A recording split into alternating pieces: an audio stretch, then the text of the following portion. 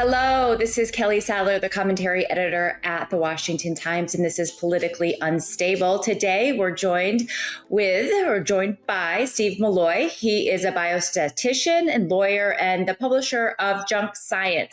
And we're going to talk climate change and the UN focus at UNGA. I didn't realize the UN had 7 different commissions that are dedicated to solving the crisis of climate change. And subsequently, it's also Climate Week, where all of the big climate change gurus head to New York City to talk about the existential crisis of our lifetime. Steve, the president yesterday in his speech at the UN basically assailed the Green New Deal and called renewable energies a joke. That saying that, basically fossil fuels are our future, nuclear is our future, but solar, wind that only work when the sun shines or the wind blows is only benefiting China.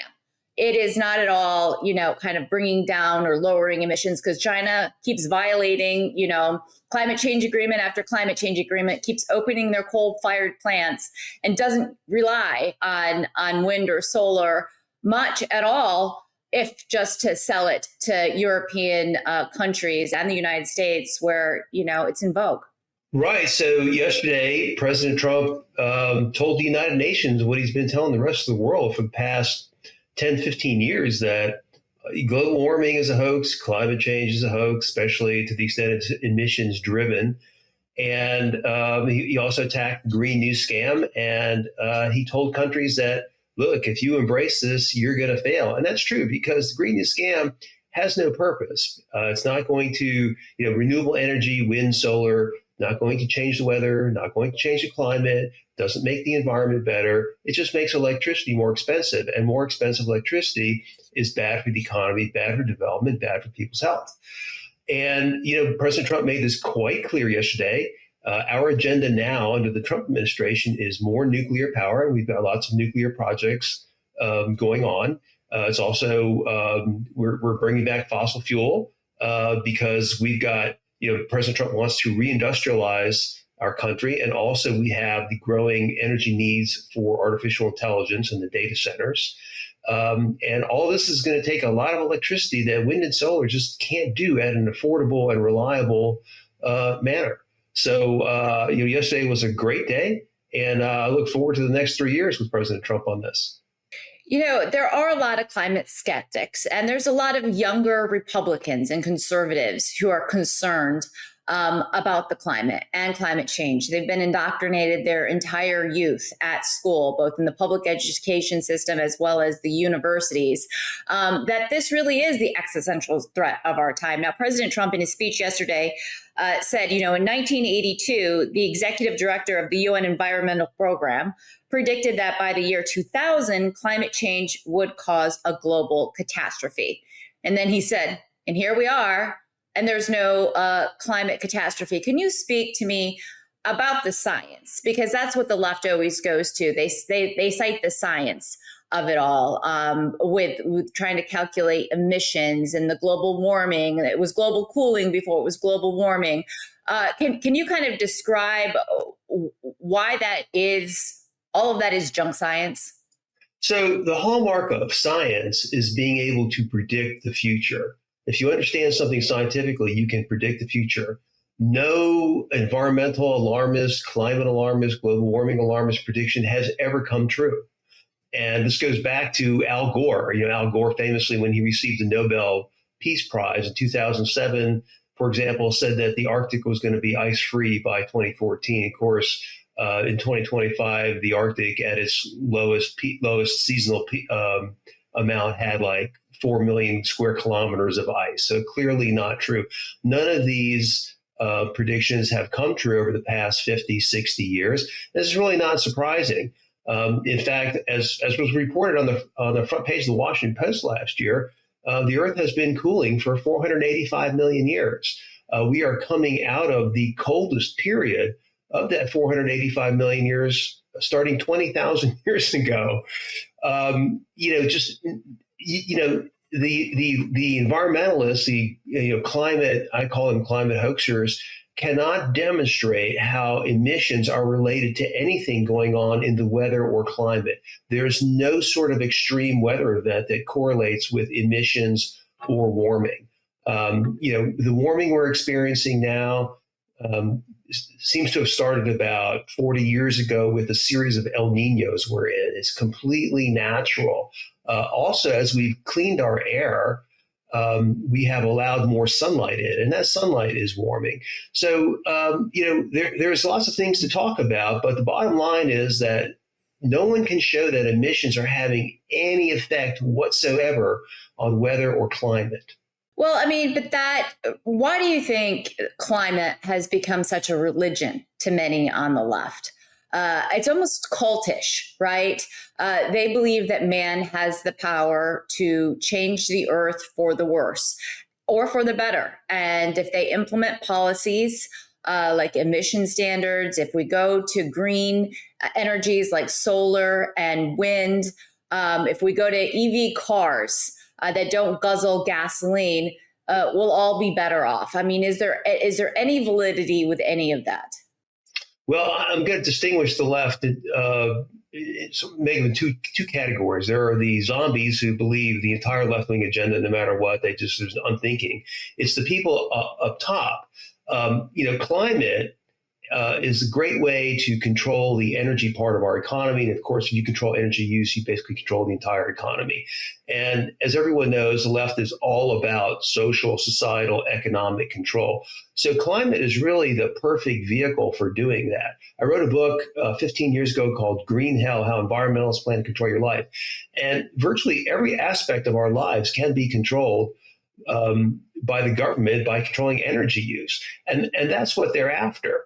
Fortunately, this is falling apart. President Trump is onto this, and I think the climate hoax is on the verge of utter failure.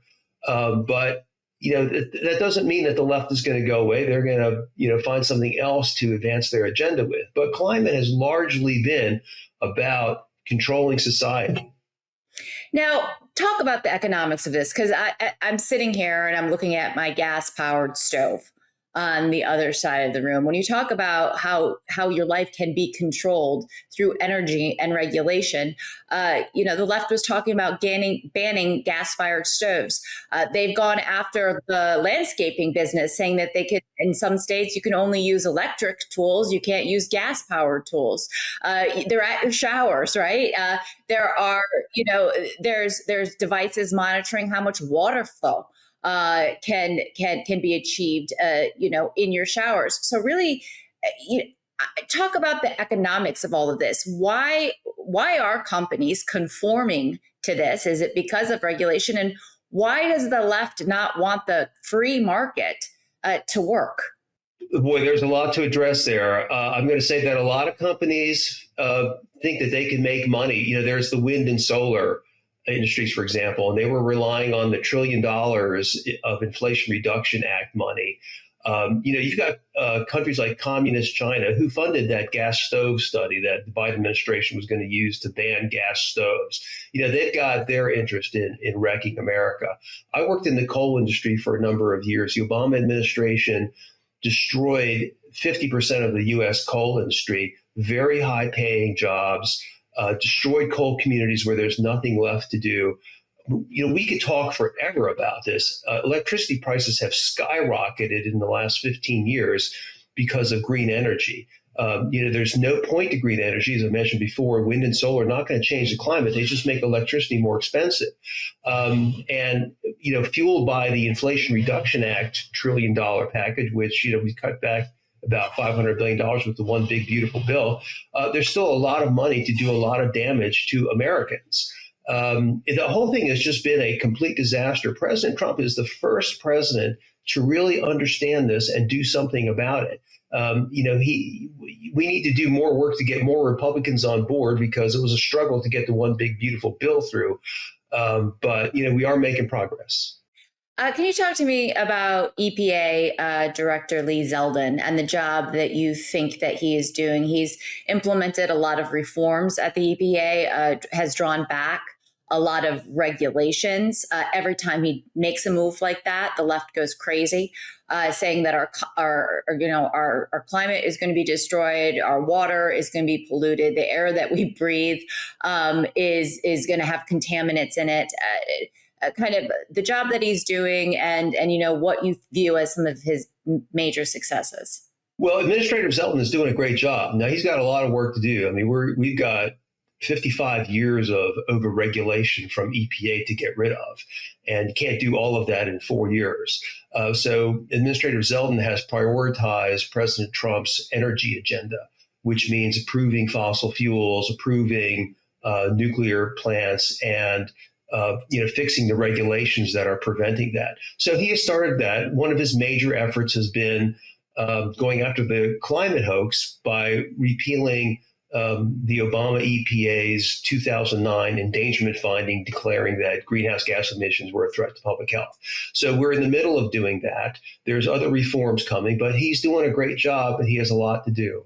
Now, in your piece that you wrote for the Washington Times, you talk about the climate movement, but coming from the right. And I mentioned this earlier in our discussion, that a lot of young Republicans view this as an issue that Republicans in general have ignored, that matters to the youth. And you can see that in different studies, and that we should be talking about the climate differently, or we should just be addressing it.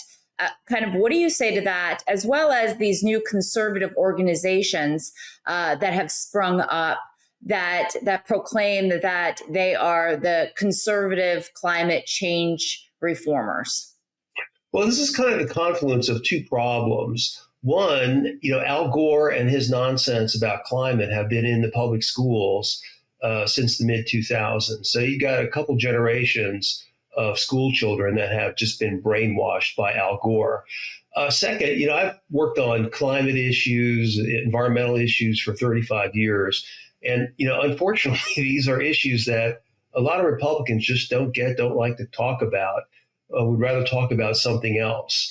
So, a lot of Republican youth have grown up in a confused environment, have a lot of misinformation. Now, some of that is being fixed by President Trump, who's very vocal on these issues. But there are Republicans that are kind of squishy, as we all know. And the squishy Republicans have found young kids who want to be squishy on this too, and they exist. And so there are groups out there that are, claim to be Republican, but also want to push the green agenda. And it's something we've got to combat. It's like having a fifth column. And a lot of things the left is pushing, and that Joe Biden actually did when he was president, was to expand conservation land that the federal government owns, so that there can be no drilling or fracking on that. Basically, government subsidized, so that's taxpayers, us.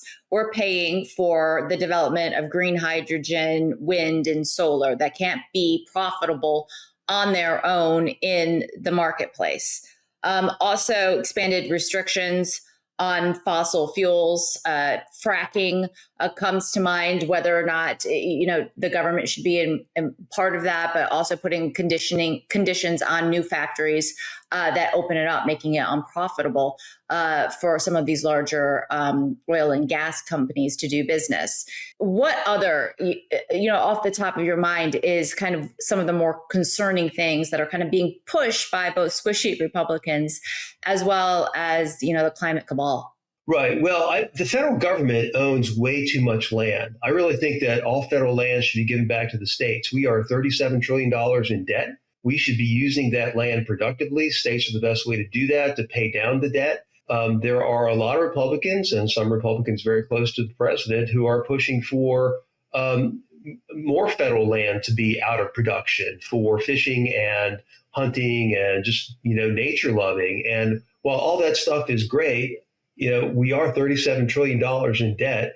We can have some land put aside for recreation, but our land has to be productive. And so to make that happen, it needs to be given back to the states. Now, President Biden tried to take even more land out of production, which President Trump has ended. And he has reopened federal lands to leasing for drilling, oil and gas, and mining. But we really should be getting these lands back to the states so the states can use them more efficiently to pay down our debt. What do you say to the youth or to those on the other side who really have demonized big oil and gas? These are greedy corporations that pollute our environment, that need to be reined in and controlled because they don't have the American people's interest at heart.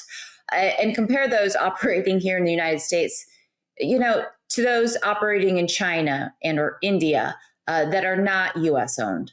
Well, just as a general principle, before the Industrial Revolution, there were fewer than a billion people on Earth. Now there are more than 8 billion living healthier, wealthier, freer lives than ever before, thanks to the fossil fuel industry.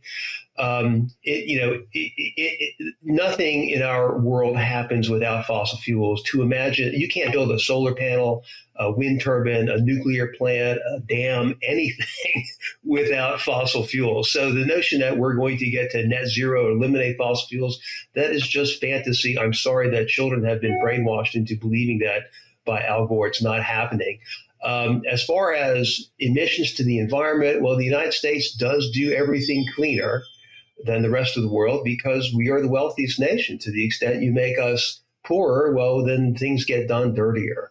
So, these kids are just uninformed. It's wrong for them to go around and spread misinformation. But, that's one of the things that I'm trying to work on now. Yeah, Energy Secretary Chris Wray, he had an interview after the president's speech at the UN, and he was talking about the climate, what his energy department is doing, focusing a lot on nuclear because that is the cleanest form of energy. And as the president said in his speech, is become a lot more safe. A lot of people were scared about nuclear kind of in the beginning because of different mishaps, but it is kind of the future forward.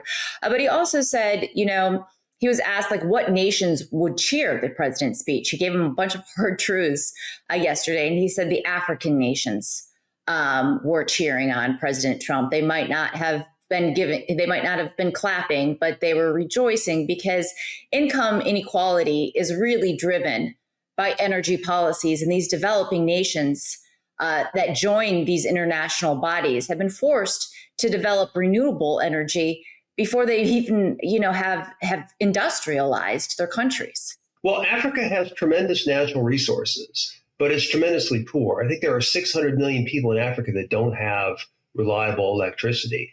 The only way to increase the standard of living in Africa is for it to develop economically, and that's going to include developing its natural resources, which include a lot of metals and oil and gas.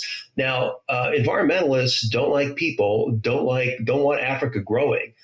People may remember environmentalists had DDT banned in the early 1970s, which resulted in the deaths of tens of millions of Africans. And they've always had these anti-people policies towards Africa.